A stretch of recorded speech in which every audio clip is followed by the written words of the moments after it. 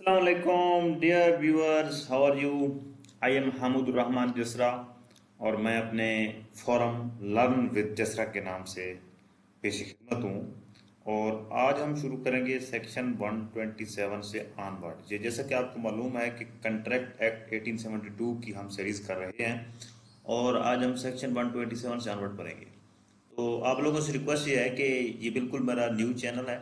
अगर आप इस चैनल पर न्यू हैं, अभी तक सब्सक्राइब नहीं किया, तो kindly subscribe this channel for more informative videos regarding law, current affairs, English, Pakistan affairs. इंशाल्लाह वर्क कर रहा हूँ और आप लोगों के लिए करता रहूँगा। तो आपके सब्सक्रिप्शन से मुझे अप्रिसिएशन मिलेगी और मुझे सपोर्ट मिलेगी, मुझे इंकरेजमेंट मिलेगी। Thank you very much dear viewers. और आपके लिए बहुत सारी नए ख्वाहिशात, आपके अच्छे और ब्राइट फ्यूचर के लिए बहुत सारी कोशिशें और बहुत सारी ख्वाहिशात और बहुत सारी दुआएं। तो आज हम शुरू करते हैं 127 से ऑनवर्ड, कंसिडरेशन फॉर गारंटी। ऊपर हमने कंट्रैक्ट ऑफ इंडेमनिटी और कंट्रैक्ट ऑफ गारंटी किया था। गारंटी और इंडेमनिटी में फ़र्क क्या था वो भी हम बहुत वजाहत के साथ कर चुके हैं ऑलरेडी। तो आज हमारा जो एजेंडा है लेक्चर का वो 127 से ऑनवर्ड का है। पिछले लेक्चर को अब मैं रिवाइज नहीं करूंगा, वो उसका लेक्चर ऑलरेडी मौजूद है। तो कंसिडरेशन क्या है? कंसिडरेशन बगैर किसी कंफ्यूजन के, consideration simply mean the price of something which you पे। आपने एक चीज ली, उसकी आपने जो प्राइस पे किया ना, वो प्राइस क्या है? वो price is a consideration in a simple meaning. और मसलन एक बंदे ने आपके साथ वादा किया बाइक देने का, और उसने जो बाइक आपको दिया, आपके लिए इस कंट्रैक्ट में कंसिडरेशन बाइक है, और उसके लिए वो क्या है? वो पैसे हैं जो आपने पे किए बाइक के बदले में। आपको पैसों के बदले में बाइक मिली है ना, तो आपके लिए तो कंसिडरेशन बाइक ही होगी, और दूसरे के लिए पैसे कंसिडरेशन होगी। मीन टू से, यानी कि हर वो पार्टी जिस कीमत के बदले वो कोई चीज़ खरीदती है ना, तो खरीदी जाने वाली चीज़ जो है ना, चाहे वो पैसे हैं, मोटर बाइक है, जो भी है, वो क्या होती है? वो कंसिडरेशन होती है। समटाइम्स एक प्रॉमिस जो है इज सफिशिएंट फॉर कंसिडरेशन, जैसा कि इस सेक्शन 127 में दिया गया कि एनीथिंग डन और any promise made for the benefit of the principal debtor may be a sufficient consideration to the surety for giving the guarantee. तो इस सेक्शन में असल में तो श्योरिटी को पाबंद किया गया है कि थोड़ी देर बाद या कुछ दिनों बाद श्योरिटी ये ना कहे कि जनाब मैंने तो कोई कंसिडरेशन पे ही नहीं की। When there is no consideration there is no contract. ये जनरल रूल है कि कंसिडरेशन नहीं होगी तो कंट्रैक्ट ही नहीं होगा। तो श्योरिटी ये कह सकता है कि जनाब मैंने तो कोई कंसिडरेशन ही पे नहीं की, तो मेरा ये कंट्रैक्ट ऑफ गारंटी कैसे निकल आया? तो उसको पाबंद करने के लिए सेक्शन 127 में कंट्रैक्ट एक्ट ने ये मेंशन किया है कि श्योरिटी साहब, आपने अगर एक वादा भी किया है ना मुतमईन करने के लिए, किसको? क्रेडिटर को। यानी प्रिंसिपल डेटर की बिहाफ पर आपने क्रेडिटर को मुतमईन करने के लिए अगर कोई प्रॉमिस किया है या कोई ऐसा काम किया है जिसने उस क्रेडिटर को मुतमईन किया है, तो वो काम या वो प्रॉमिस या एनीथिंग डन, आपने जो कुछ भी किया है, आपकी वो बात कंसिडरेशन शुमार की जाएगी इस कंट्रैक्ट ऑफ गारंटी में। B request A to sell and deliver to him goods on credit. B ने ए को रिक्वेस्ट की कि बेच दें और डिलीवर कर दें कुछ चीजें उसको क्रेडिट पर। A agrees to do so provided C will guarantee the payment of the price of goods. अगर सी गारंटी देगा ना प्राइस की, पेमेंट की, गुड्स की पेमेंट्स की, तो मैं आपको भेज दूंगा, ए ने कहा बी को। C promises to guarantee the payment in consideration. C यहां पर श्योरिटी बन गया और उसने ए यानी क्रेडिटर को ये गारंटी दी कि तुम बी को वो चीजें दे दो, प्राइस ये पूरी कर देगा। This is a sufficient consideration for C's promise. यानी कि सी ने जो वादा किया है कि अगर बी आपको इन गुड्स की प्राइस पे नहीं करेगा तो मैं करूंगा, तो ये वादा या ये प्रॉमिस है, ये क्या है? ये सफिशिएंट कंसिडरेशन है for the contract of guarantee. तो डियर व्यूअर्स, ये जो अलिस्ट्रेशन हैं हर सेक्शन में 10-10, 12-12 अलिस्ट्रेशन है। तो अगर मैं आपको हर अलिस्ट्रेशन करवाता रहूँ ना, तो हमारा वक्त बहुत ज़्यादा होता है। तो आप लोगों के पास भी इतना वक्त नहीं होता, तो एक सेक्शन का क्रक्स या सेक्शन का जो एक मफहूम होता है, उसको समझना मकसद होता है, वो आपको समझ आ जाए तो बात खत्म। इलिस्ट्रेशन आप अपनी तरफ से भी लिख सकते हैं जी, कोई जरूरी नहीं है कि आपने सिर्फ बेयर एक्ट, कंट्रैक्ट एक्ट की इलिस्ट्रेशन लिखनी है। बात का मकसद होता है कि आपने क्या सेक्शन को समझा या नहीं समझा। इलिस्ट्रेशन डजंट मीन, इसके कोई डजंट मैटर, ये इसका कोई ये मैटर नहीं करती। तो श्योरिटी लायबिलिटी क्या है? The liability of a surety is coextensive coextensive coextensive liability of the surety is coextensive with that of the principal debtor unless it is otherwise provided by the contract. कोएक्सटेंसिव, इस पूरे section में सिर्फ एक ही लफ्ज है कोएक्सटेंसिव, इसकी वजाहत आपको पता होना चाहिए कि liability of the surety is coextensive with that of the principal debtor, यानी कि श्योरिटी उतना जिम्मेदार होगा जितना प्रिंसिपल डेटर जिम्मेदार होगा। यानी प्रिंसिपल डेटर ने अगर 50,000 रुपया देना है ना, तो को एक्सटेंसिव का मतलब यह है कि श्योरिटी पर भी 50,000 ही लागू होंगे। अगर प्रिंसिपल डेटर को पे नहीं करता तो श्योरिटी भी 50,000 ही देगा। अगर अगर प्रिंसिपल डेटर ने 50,000 के साथ कोई और चीज भी देनी है, ठीक है, कुछ भी और देना है, तो श्योरिटी तो उस वक्त देगा ना जब प्रिंसिपल डेटर ना कर जाएगा, डिनाई कर जाएगा, मुकर जाएगा, वादा खिलाफी कर जाएगा, तो उस वक्त श्योरिटी आएगा सामने। यानी जब श्योरिटी को आप सामने लाएंगे तो आप बिल्कुल उस पर उतना खर्च, उतना जुर्माना, उतने पैसे लागू करेंगे जितने प्रिंसिपल डेटर पर लागू होने थे। को एक्सटेंसिव का मतलब यह है कि प्रिंसिपल डेटर ने अगर 50,000 रुपया देना था क्रेडिटर को और उसने नहीं दिया, तो श्योरिटी जो है वो 50,000 देने का पाबंद होगा। ये नहीं हो सकता कि श्योरिटी 49,000 देकर जान छुड़ा ले, नहीं। को एक्सटेंसिव का मतलब यही है कि जितनी ड्यूटी प्रिंसिपल डेटर पर लागू होती है उतनी ड्यूटी पूरी करने का श्योरिटी पाबंद होगा। तो A guarantee to B the payment of a bill of exchange by B the acceptor, the bill is dishonoured by C. Dishonoured का क्या मतलब होता है? डिसऑनर्ड का मतलब ये होता है कि एक ऐसा बिल जो कि जैली हो, जो जिसमें वो जिस बंदे ने वो दिया है बिल, वो उस बंदे का नाम ही ओरिजिनल ना हो, उस बंदे का कोई बैंक में बैलेंस ही ना हो। यानी कि डिसऑनर्ड से मुराद ये है कि अगर बिल जो है ना, बिल से आपको वो पैसे रिसीव नहीं हुए जितने पैसे ऊपर लिखे हुए हैं बिल के ऊपर, तो it's mean the bill is dishonoured. तो A is liable not only for the amount of the bill but also for any interest and charges which may have become due on it. तो इसका मतलब ये है कि ए ने जो guarantee दिया ना बी की बिहाफ पर, तो बी ने जो बिल ऑफ एक्सचेंज दिया ना सी को, सी गया है बैंक में, तो उस बिल ऑफ एक्सचेंज पर उस बिल ऑफ एक्सचेंज पर कुछ भी सी को नहीं मिला, ठीक है, सी को उस बिल ऑफ एक्सचेंज पर कुछ भी नहीं मिला एक मुकर्रर तारीख पर। तो जो ए है ना, ए उस बिल ऑफ एक्सचेंज पर जितनी रकम लिखी हुई थी वो भी देने का पाबंद है, उसके ऊपर जितना भी टैक्स या इंटरेस्ट यानी सूद लग चुका है वो भी देने का पाबंद हो। मेन टू से कि ये जो श्योरिटी है, जितनी ड्यूटी प्रिंसिपल डेटर की बनती है उतनी ड्यूटी परफॉर्म करने का श्योरिटी पाबंद होता है। श्योरिटी ये नहीं कह सकता कि 50,000 अगर प्रिंसिपल डेटर ने देना था तो जनाब मैं तीसरी जगह पर क्या लगता हूँ आपका, मैं तो वैसे मैंने वादा आपके साथ किया था, अगर वो नहीं पे कर रहा तो मेरा क्या इसमें, ऐसी बातें वो नहीं कर सकता। अगर उस प्रिंसिपल डेटर ने 50,000 रुपया देना था क्रेडिटर का, तो याद रखें क्रेडिटर कौन होता है? क्रेडिटर वो बंदा होता है जिसने आपको कर्ज दिया होता है, डेटर वो बंदा होता है जिसने कर्ज वापस करना होता है। ये भी अक्सर बच्चे कंफ्यूज हो जाते हैं कि क्रेडिटर और डेटर में फर्क का नहीं पता होता। डेटर वो बंदा होता है जिसने कर्ज वापस करना होता है, और क्रेडिटर वो बंदा होता है जिसने कर्ज दे चुका होता है और उसने वापस लेना होता है कर्ज ठीक है। तो जो ए है ना, तो वो ए बिल ऑफ एक्सचेंज पर जितनी अमाउंट लिखी है वो भी पे करेगा, उसके ऊपर जो इंटरेस्ट लगना है वो भी पे करेगा। यानी को एक्सटेंसिव का मतलब ये है कि जितनी ड्यूटी प्रिंसिपल डेटर की बनती है श्योरिटी उतनी ड्यूटी पूरी करने का पाबंद होगा। कंटिन्यूइंग गारंटी क्या है? कि a guarantee which extend to a series of transaction is called a continuing guarantee. Series of transaction क्या मुराद है? यानी कि एक तो कंट्रैक्ट होता है ना कि आपने मोटर बाइक देना है और इसने लेना है, ठीक है। अगर इस वक्त इसके पास पैसे नहीं है तो नेक्स्ट टाइम अगर इसके पास फिलहाल डेट तक ये आपको पैसे दे देगा, अगर ये नहीं देगा फिलहाल डेट तक तो मैं आपको इसके पैसे दूंगा। ये तो हो गया सिंगल ट्रांजैक्शन कंट्रैक्ट, ठीक है। मैं आपको अपनी मिसाल से समझाता हूँ। ये हो गया सिंगल ट्रांजैक्शन, इसमें कोई मल्टीपल ट्रांजैक्शन नहीं है, इसमें कोई सीरीज ऑफ ट्रांजैक्शन नहीं है, इसमें सिर्फ एक ट्रांजैक्शन है मोटर बाइक की। अब देखें, अब एक बंदे का है शोरूम, मेन शोरूम है मोटर बाइक्स का, उसमें at a time 1000 plus motor bikes खड़ी हैं, और एक बंदा जो है उसकी है शॉप, छोटी सी दुकान है, 5-10 मोटरसाइकिल वो हर रोज नए लाता है और बेचता है, ठीक है। वो जिस बंदे की शॉप या दुकान है वो बंदा मेरा करीबी है, शोरूम वाला भी मेरा तलकदार है, ठीक है।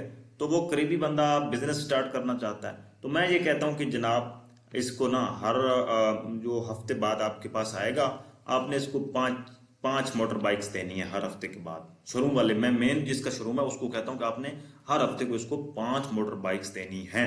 तो ये पूरा साल जो है ना 2022, जितना साल है ना, ईयर जो है 2022 का, इस पूरे साल में ये आपके पास आता रहेगा फिलहाल डेट तक। 2023 की मैं को डेट फिक्स कर देता हूँ, यानी एक लिमिट, एक साल की लिमिट देता हूँ। एक साल हर हफ्ते में ये आपसे 5 मोटर बाइक्स ले जाएगा। और अगर आपको ये पे करता रहे तो वेल एंड गुड, अगर आपको ये पे नहीं करेगा तो इसकी जगह पर मैं आपको पे करूंगा। तो ये जो बार बार की ट्रांजैक्शन है, ये क्या है? ये सीरीज ऑफ ट्रांजैक्शन है। बाकी गारंटी का बिल्कुल वही कंसेप्ट है जो हम पीछे पढ़ चुके हैं, लेकिन सीरीज ऑफ ट्रांजैक्शन से मुराद यही है कि एक ट्रांजैक्शन नहीं है, बहुत सारी ट्रांजैक्शन है। यानी हर हफ्ते जाकर वो 5 मोटर बाइक ले रहा है, पूरा साल उसने ये मोटर बाइक लेनी है। हर हफ्ते, हफ्ते के बाद 5 मोटर बाइक, हफ्ते के बाद फिर 5 मोटर बाइक, यानी कि ये क्या है? ये सीरीज ऑफ ट्रांजैक्शन है। तो सीरीज ऑफ ट्रांजैक्शन में जो गारंटी दी जाती है वो होती है continuing guarantee. Continuing guarantee exist for a limited time which the surety fixed, यानी कि श्योरिटी ने जो टाइम फिक्स किया होता है ना, मतलब 2 महीने का, 3 महीने का, साल का है, 5 महीने का, या टिल डेथ है, जो भी है, तो उसके अंदर जितनी भी वो गारंटी दे चुका है वो कंटिन्यूइंग गारंटी है। कंटिन्यूइंग गारंटी से मुराद ये नहीं है कि वो को सारी जिंदगी की गारंटी है, नहीं है, ऐसा नहीं है। बल्कि कंटिन्यूइंग गारंटी से मुराद यह है कि वो टाइम पीरियड जो कि श्योरिटी ने दिया है क्रेडिटर को, तो वो उस पीरियड तक वो गारंटी कंटिन्यू गारंटी इसलिए कहा गया है क्योंकि वो सीरीज ऑफ ट्रांजैक्शन पर मुश्तमिल होती है। तो सीरीज ऑफ ट्रांजैक्शन से ज्यादा जो है तो वो गारंटी, उसका कोई फायदा, अगर सीरीज ऑफ ट्रांजैक्शन नहीं है तो फिर उसको आप कंटिन्यू गारंटी नहीं कर सकते, वो सिंपल गारंटी होगी, रेवोकेशन ऑफ कंटिन्यू गारंटी।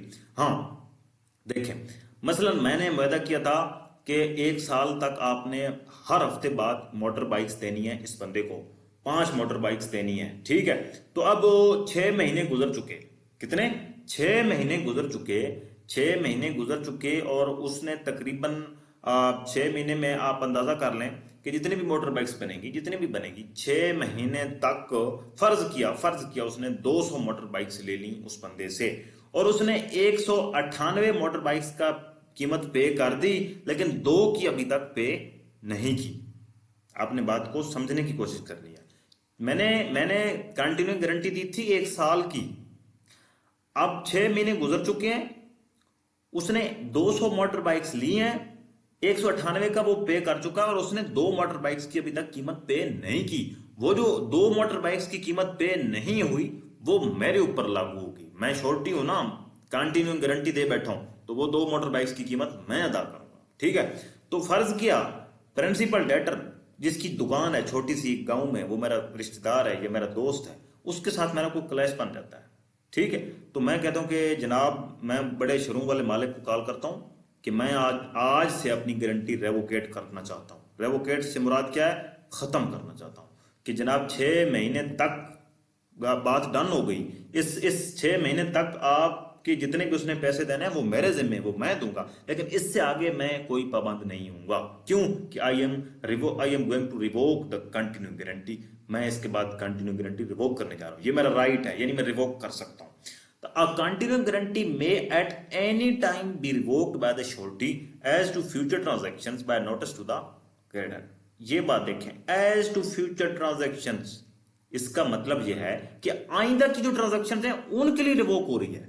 इसका यह मतलब नहीं है कि मसलन मैं आज कंटिन्यू गारंटी को रिवोक कर रहा हूं ना आज, तो इस आज से आज के दिन या जिस टाइम मैंने रिवोक किया है, नोटिस पहुंचा है क्रेडिटर तक, उससे पहले जितनी ट्रांजैक्शन हो चुकी हैं उनका अगर बर्डन है ना, कोई बर्डन, उनका प्रिंसिपल डेटर अगर पे नहीं कर रहा तो वो मैं जिम्मेदार हूं, श्योरिटी जिम्मेदार है।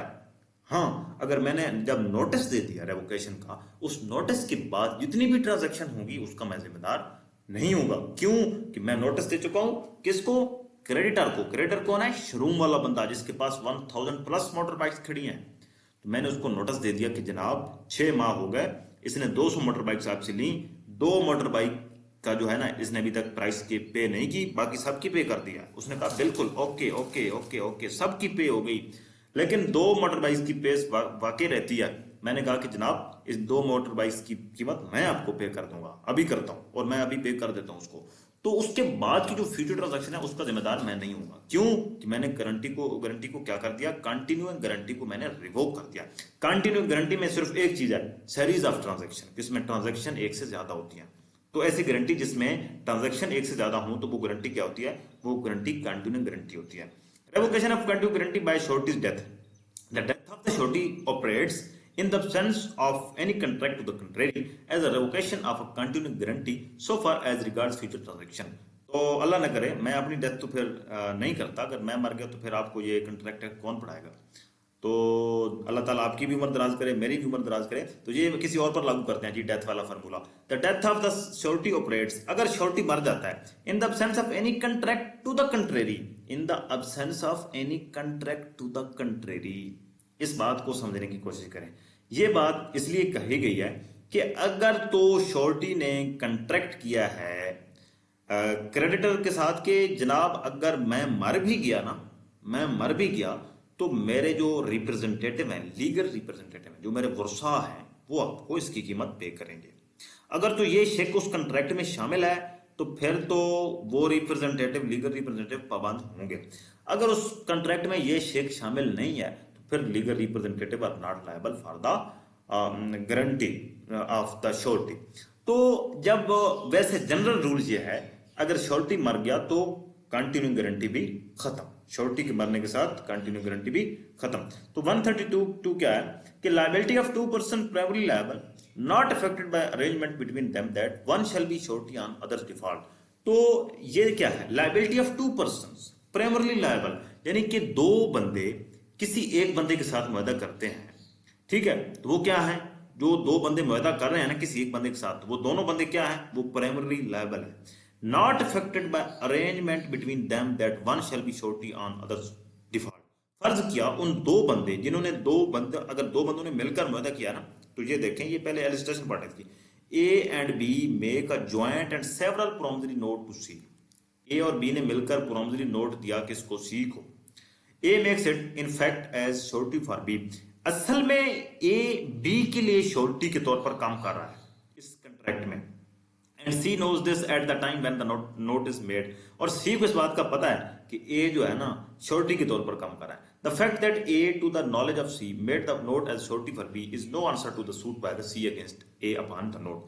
तो इसका सिंपल ये है, इलस्ट्रेशन की आपको शायद समझ ना आई होगी तो मैं आपको क्लियर करता हूं कि फर्ज किया दो बंदे हैं, ठीक है, एक का नाम असलम है और एक का नाम अकबर है।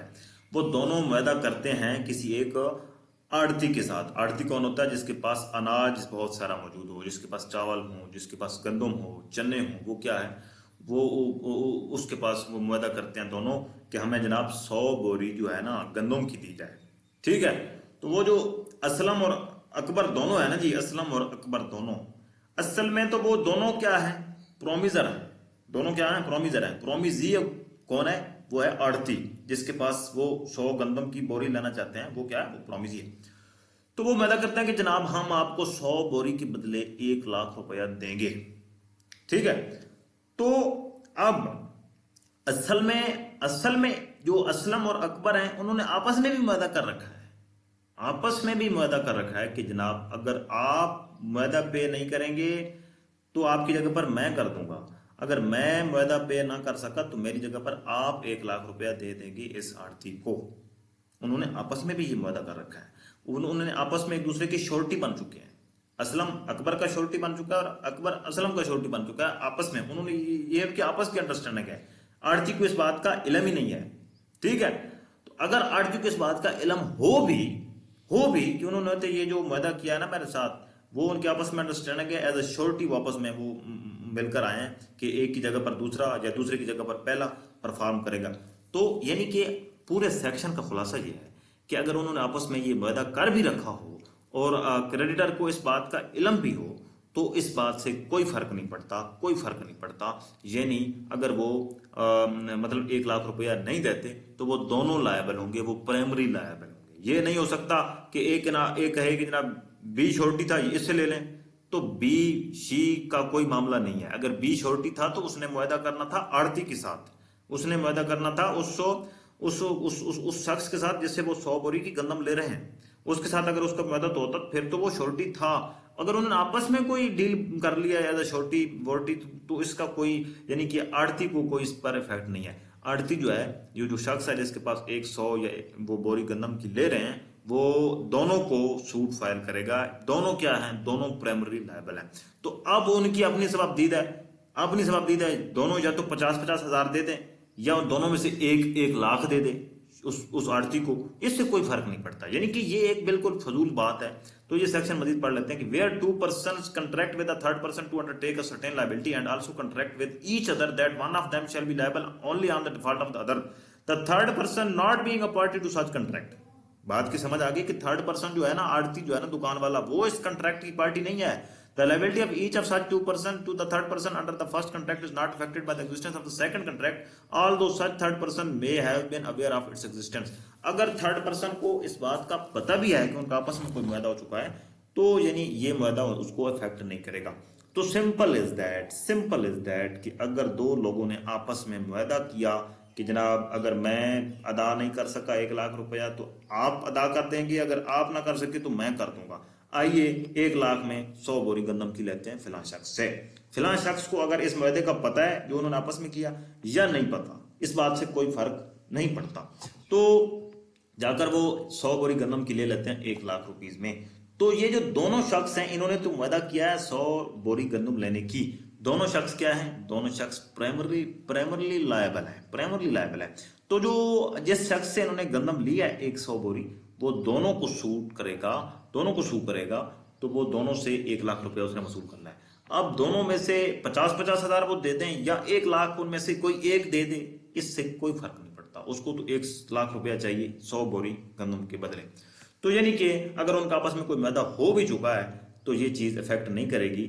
इसको समझा जाएगा जैसा कि 2 प्रोमिजर हैं और 1 प्रोमिजी है, इनके दरमियान ये कंट्रैक्ट हुआ और वो कंट्रैक्ट प्रोमिजर दोनों जो को प्रोमिजर हैं, दोनों असलम और अकबर, वो 1 लाख रुपया पे करने के पाबंद हैं। चाहे वो उनमें से असलम कर दे, अकबर कर दे या दोनों मिलकर कर दें, ये मैटर नहीं करता। तो हाँ, इफेक्ट कैसा होता अगर अकबर 100 बोरी गंदम की लेना चाहता है उस आड़ती से 1 लाख रुपए में, तो असलम उसकी जगह पर अगर ये कहता है कि जनाब मैं आपको अकबर की जगह पर पैसे पे करूंगा अगर इसने फिलहाल डेट तक आपको पैसे पे ना किए, तो अब उस आड़ती और असलम के दरमियान जो मुआहदा है ना, वो क्या है, वो एक क्रेडिटर और श्योरिटी का मुआहदा है। तो ये जो क्रेडिटर और श्योरिटी का मुआहदा है, एग्रीमेंट है, इसकी सूरत में तो वो असलम जो है ना वो लायबल होगा, सिर्फ असलम लायबल होगा। तो अगर उसका डायरेक्ट क्रेडिटर यानी आड़ती के साथ मुआहदा नहीं है उस श्योरिटी का, तो अगर उन्होंने आपस में कोई कर भी दिया है तो उसका कोई फर्क नहीं पड़ता। तो simple is that discharge of surety by variance in terms of contract, any variance made without the surety's consent in the terms of contract between the principal debtor and the creditor discharge the surety as a transaction subsequent to the variance। subsequent का मतलब क्या होता है, subsequent मतलब होता है बाद में, to the variance मतलब होता है तब्दीली। अगर कंट्रैक्ट के टर्म्स में कोई तब्दीली कर दी जाए तो उस तब्दीली करने के बाद वो श्योरिटी जिम्मेदार नहीं होगा। उस तब्दीली करने से पहले तक श्योरिटी जितने मामलात हैं उनमें जिम्मेदार होगा, उस तब्दीली के बाद श्योरिटी जिम्मेदार नहीं होगा। A becomes surety to C for B's conduct as a manager in C's bank। A surety बनता है C के लिए, हाँ B के लिए श्योरिटी बनता है, B की श्योरिटी देता है C को। C के बैंक में B जो है ना वो मैनेजर के तौर पर काम कर रहा है, ठीक है। B मैनेजर है, C का बैंक है और A श्योरिटी है। Afterward B and C contract without A's consent, और इसके बाद आफ्टरवर्ड मतलब बाद में B and C contract, B और C आपस में कंट्रैक्ट करते हैं without A's consent that B's salary shall be raised and that he shall become liable for 1/4 of the losses on the overdraft। Overdraft क्या होते हैं, ओवरड्राफ्ट होते हैं कि यानी कि एक बंदे के अकाउंट में फर्ज किया 5,000 पड़ा है तो आप उसको 5,050 रुपया दे दें, तो ये क्या है, ये ओवरड्राफ्ट है।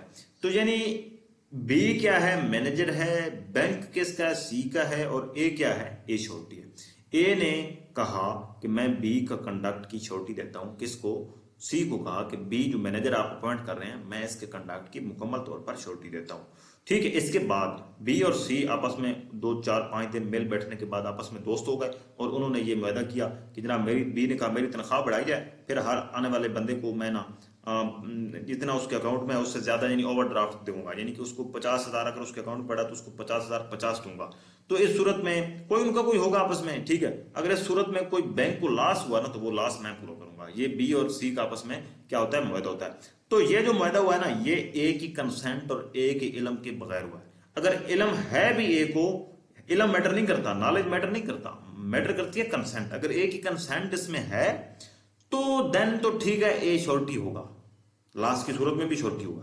अगर इसमें एक ही कंसेंट ही नहीं है, एक को इस बात का नॉलेज ही नहीं है, एक ही कंसेंट ही नहीं है, तो फिर क्या आप समझते हैं कि ए लायबल होगा, यानी छोटी लायबल होगा बी की जगह पर? नहीं, बिल्कुल नहीं होगा। ये सारी बातें क्या है डियर व्यूअर्स, ये सारी बातें आम रूटीन की बातें हैं, आम रूटीन की बातें हैं, आम फहम की बातें हैं, आपके डेली रूटीन लाइफ की बातें हैं।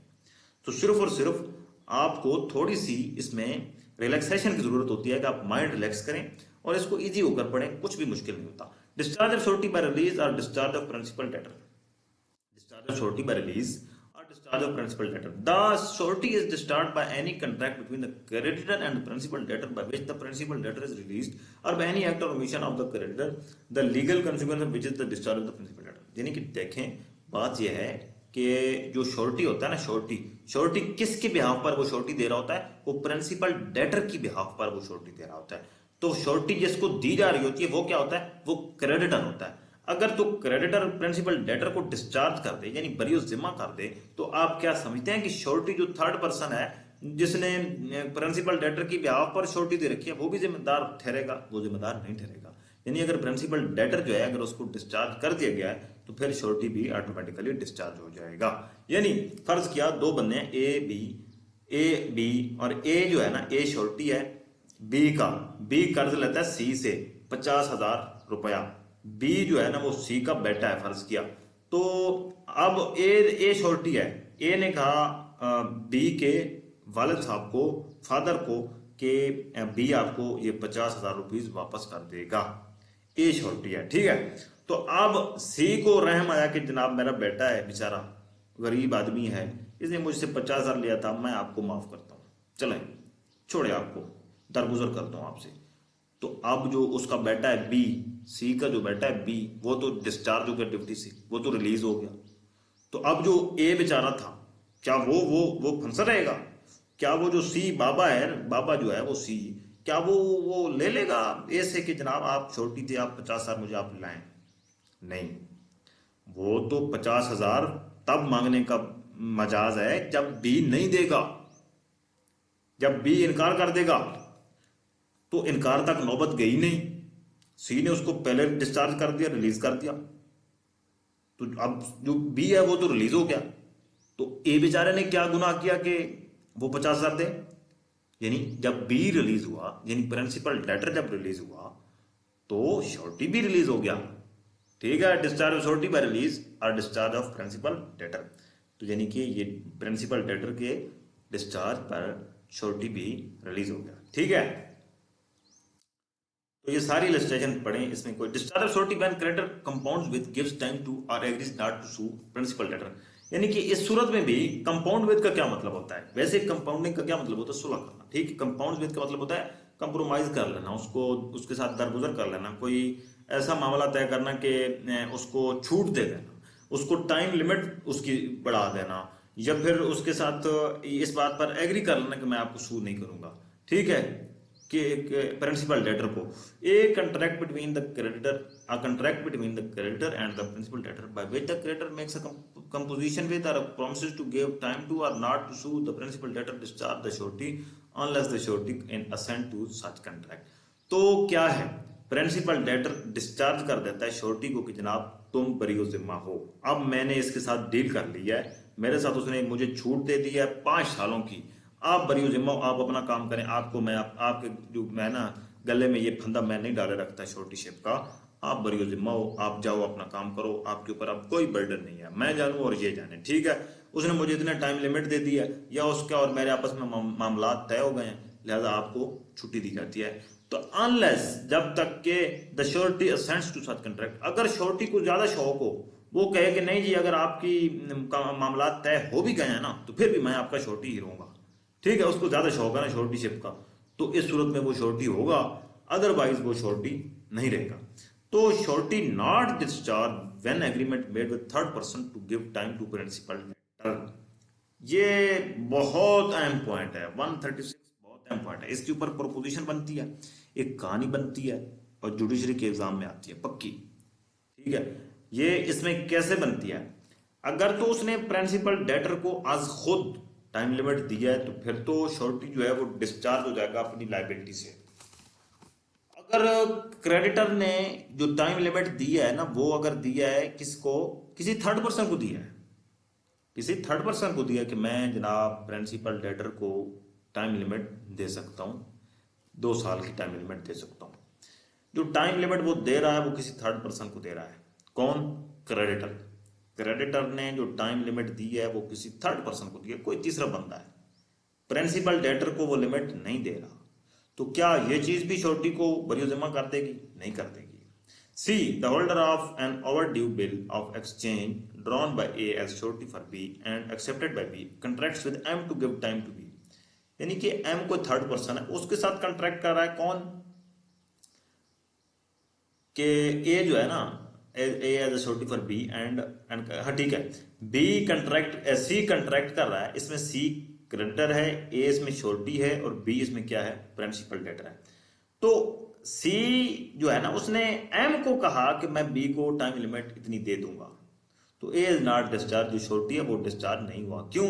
कि अगर वो तो, अगर सी जो है ना, सी डायरेक्ट, तो अगर सी डायरेक्ट बी को टाइम लिमिट दे देना, टाइम लिमिट बी को, जो प्रिंसिपल डेटर है, B is principal debtor, C is creditor, अगर सी डायरेक्ट प्रिंसिपल डेटर को टाइम लिमिट देगा तो फिर A would be discharge.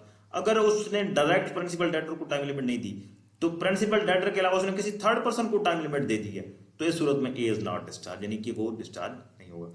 Creditor forbearance to sue does not discharge the surety. Mere forbearance on the part of the creditor to sue the principal debtor or to enforce any other remedy against him does not, in the absence of any provision in the guarantee, the यानी कि forbearance क्या होती है? forbearance होती है कि थोड़ी बहुत, तो आप कह लें कि छूट, थोड़ी बहुत डील, ठीक ठीक है। ये फर्ज किया कि प्रिंसिपल डेटर ने आज इनकार किया है ना, तो उसने आज शाम तक या कल तक उसने जो है ना सूट फाइल नहीं किया। यानी फॉरबियरेंस का क्या मतलब होता है? फॉरबियरेंस का मतलब होता है कि थोड़ी बहुत देर, थोड़ी बहुत छूट, यानी कि हो सकता है कि जनाब प्रिंसिपल डेटर को कुछ समझ आ जाए। तो creditor forbearance to sue does not discharge surety, अगर वो सू नहीं करता, forbearance for the short period of time वो सू नहीं करता, तो इसका ये मतलब नहीं है कि श्योरिटी बरी जिम्मा है, तो इस सूरत में श्योरिटी बिल्कुल बरी जिम्मा नहीं होगा। रिलीज ऑफ वन को surety does not discharge others, अगर को श्योरिटी से क्या मुराद है? यानी कि जब मोर देन वन श्योरिटी एक के कॉन्ट्रैक्ट में मौजूद हूं, ठीक है, एक ही बंदे की बिहाफ पर 2 या 3 या 4 या 5 श्योरिटी भी हो सकते हैं, तो जब वो एक से ज्यादा श्योरिटी होंगे तो उनको कहेंगे को श्योरिटी। अगर एक श्योरिटी रिलीज हो गया ना, एक श्योरिटी को रिलीज कर दिया गया है, तो रिलीज श्योरिटी कब होगा? ऊपर हम सेक्शन में पढ़ चुके हैं। तो अगर एक श्योरिटी रिलीज हो चुका है तो इसका ये मतलब नहीं है कि बाकी भी रिलीज हो जाएंगे, तो यानी एक श्योरिटी के रिलीज होने से बाकी श्योरिटी रिलीज नहीं होंगे। Discharge of surety on by creditor's act और omission impairing surety's eventual remedy, ठीक है। If the creditor does any act which is inconsistent with the rights of surety or omits to do any act which his duty to the surety requires him to do, and the eventual remedy of the surety himself against the principal debtor is thereby impaired, the surety is discharged। तो मकसद बात करने का ये है कि discharge of surety by creditor's act और omission impairing surety's eventual remedy. Impairing का क्या मतलब होता है? इंपेयरिंग का मतलब होता है खराब करना। तो अगर क्रेडिटर कोई ऐसा काम करता है जो श्योरिटी के राइट्स के खिलाफ है, जो श्योरिटी की जो रेमेडी है, जो श्योरिटी के राइट्स हैं उसके खिलाफ है, क्रेडिटर अगर कोई ऐसा काम करता है तो इस सूरत में श्योरिटी फिर भी श्योरिटी डिस्चार्ज हो जाएगा। एग्जांपल पढ़ें कि B contracts to build a ship for C for given sum, B ने वादा किया सी के साथ कि मैं आपको एक शिप तमीर करके दूंगा, शिप बनाकर दूंगा, to be paid by installment as the work reach certain stages। तो किस्तों पर उनका सौदा तय हो गया कि किस्त के जरिए मुझे आप पैसे देंगे। बी क्या है? बी जहाज बनाने वाला है और सी जिसने जहाज बनवाना है वो किस्तों पर पैसे लेगा। A become surety to C for B's due performance of contract. A जो है ना वो श्योरिटी होगा कि जनाब बी की परफॉर्मेंस का मैं श्योरिटी हूं, ये परफॉर्म करेगा, यानी कि ये परफॉर्मेंस में कोई सुस्ती नहीं करेगा। तो सी contract of C without the knowledge of A, performance of the contract, C without the knowledge of A prepays to be the last 2 installment। अब वो C जो है वो A को बताता ही नहीं, C सी क्या है, सी ने तो किस्तें देनी है ना, किस्तें, सी ने किस्तें देनी है और बी ने जहाज बनाना है। तो जो श्योरिटी दे रहा है ना ए श्योरिटी दे रहा है बी के जहाज बनाने की, कि बी आपको जहाज बनाकर देगा जनाब, इसकी परफॉर्मेंस का मैं श्योरिटी हूं। तो ए श्योरिटी सी का भी हो सकता था, लेकिन ए ने यहां पर श्योरिटी किसकी दे रखी है, बी की दे रखी है। तो विदाउट द नॉलेज ऑफ ए, यानी कि सी जो है ना क्रेडिटर, उसने ए को बताया ही नहीं, ए के इलम में दिए बगैर prepays to B the last two instalments, जो आखिरी दो किस्तें हैं ना वो भी उसको पे कर दी। A is discharge by this prepayment, जब उसने प्री पेमेंट की यानी पहले पे कर दी, ए को बताया ही नहीं। तो इसका मतलब क्या है, इसका मतलब यह है कि ए अब श्योरिटी नहीं रहा। क्यों कि ए का राइट था कि वो जनाब सी ए को बताता कि मैं मुतलका डेट से पहले ये इंस्टॉलमेंट दे रहा हूं, आखिरी जो दो किस्तें रह गई हैं मुतलका डेट से पहले पहले दे रहा हूं बी को, ठीक है। तो ये जिम्मेदारी बनती थी किसकी, सी की, कि वो श्योरिटी जो पर्सन है ए जो है उसको बताता, लेकिन उसने नहीं बताया, वो उसने मामला डायरेक्ट कर दिए। तो अब जो है ना, अगर बी फर्ज किया वो परफॉर्म नहीं कर रहा, तो अब क्या सी दावा कर सकता है ए पर कि जनाब आप श्योरिटी हो और बी हमें जहाज नहीं बना कर दे रहा, लिहाजा आप हमें जवाब तलबी दें? वो नहीं कर सकता। क्यों कि उसने आखिरी जो किस्तें पे कर दी हैं मुतलका डेट से पहले पे की हैं और ए को बताए बगैर पे कर दी हैं। तो अब जो है ना ए बेचारा अब क्या करे, अब तो मतलब ये एक आप कह लें कि अनजस्ट चीज है ना, कि ए श्योरिटी है, वो दरम्यान में तीसरा बंदा है, उसने वादा किया है बी की परफॉर्मेंस का। तो भाई तुमने सारी किस्तें पे कर दी हैं, दो अभी आपकी रह गई थी, वो पे करने से पहले ए को बताओ तो सही भाई। सी की जिम्मेदारी ये बनती थी ना कि वो ए को बताता, लेकिन सी ने ए को नहीं बताया, उसने जाकर प्री पेमेंट कर दी दोनों किस्तों की। अब जब उसने प्री पेमेंट कर दी, तो आपको भी पता है मुझे भी पता है कि आप दर्जी को पहले पैसे दे दें तो आपको कपड़े नहीं बना कर देता, आप किसी और को पहले पे कर दें तो वो बड़ा वो डोरमेंट सा हो जाता है, वो आपको पे नहीं करता फिर। तो इसी तरह बी जो है वो टाल मटोल से काम लेने लगा कि जनाब मुझे अब पेमेंट सारी हो गई है, जहाज पता नहीं कब बनेगा, पता नहीं बनाऊंगा या नहीं बनाऊंगा, यानी कि बी जो है ना वो बदमाशी करने लग गया। तो अब सी को सर की पड़ गई कि जनाब बी तो जहाज नहीं बना कर दे रहा। सी भागा भागा अदालत जाता है, जनाब ए को दावा करता है, ए के खिलाफ सू करता है कि ये हमारा श्योरिटी था, इसने परफॉर्मेंस की श्योरिटी दी थी, तो अब इससे परफॉर्म करवा के दिया जाए। तो ए जाएगा कि जनाब सेक्शन किसके तहत, सेक्शन 139 के तहत ए स्टैंड लेगा। ए कहेगा कि मेरे राइट्स की खिलाफ वर्जी किया है, इसने एक ऐसा काम किया है जो इनकंसिस्टेंट विद माय राइट्स है, इसने मुझे बताना था कि मैं ये इंस्टॉलमेंट्स पे करने लगा हूं, इसने मेरे बताए बगैर ही इंस्टॉलमेंट्स पे कर दिए। अब बी को सारे पैसे से दे बैठा है ये, तो अब बी इसको जहाज बनाकर नहीं दे रहा है, इसमें मेरा कोई कसूर नहीं है, इसने मुझे बताना तो था, मैं जो कि श्योरिटी था। तो लिहाजा अब सी भाई मजे लूट। तो अदालत भी सी के खिलाफ डिग्री करेगी कि जाओ तुमने श्योरिटी जो है ना पर्सन ए उसके खिलाफ किया है, उसके राइट्स के खिलाफ बात किया है, लिहाजा you would not be compensated. Section 140 rights of surety on payment और परफॉर्मेंस, अगर पेमेंट हो जाए या परफॉर्म हो जाए, where a guaranteed debt has become due और default of the principal debtor to perform a guaranteed duty has taken place, the surety upon payment और performance of all that he is liable for is invested with all the rights which the creditor has against the principal debtor.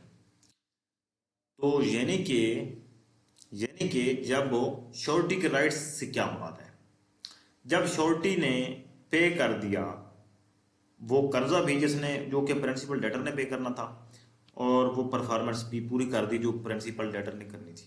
तो अब क्या, अब जो surety के rights कैसे का अंदाजा आपको कैसा होगा, यानी समझा यह जाएगा कि प्रिंसिपल डेटर दूसरे लफ्जों में श्योरिटी है, या श्योरिटी जो है वो दूसरे लफ्जों में प्रिंसिपल डेटर की जगह पर काम कर रहा है। अब जो राइट्स प्रिंसिपल डेटर के बनते थे क्रेडिटर के अगेंस्ट, तो वो राइट्स पूरे करने का श्योरिटी हकदार होगा, प्रिंसिपल डेटर की बजाय श्योरिटी को वो राइट्स दिए जाएंगे, ठीक है। मसलन मैं आपको मिसाल दे रहा हूं, आप मिसाल समझने की कोशिश कीजिए।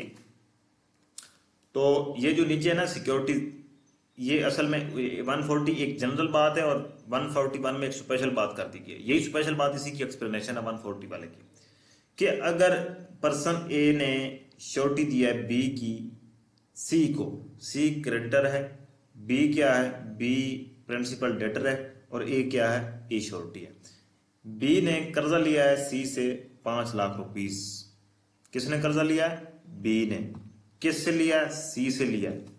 कितना लिया है, 5 लाख रुपीस का कर्जा लिया है बी ने।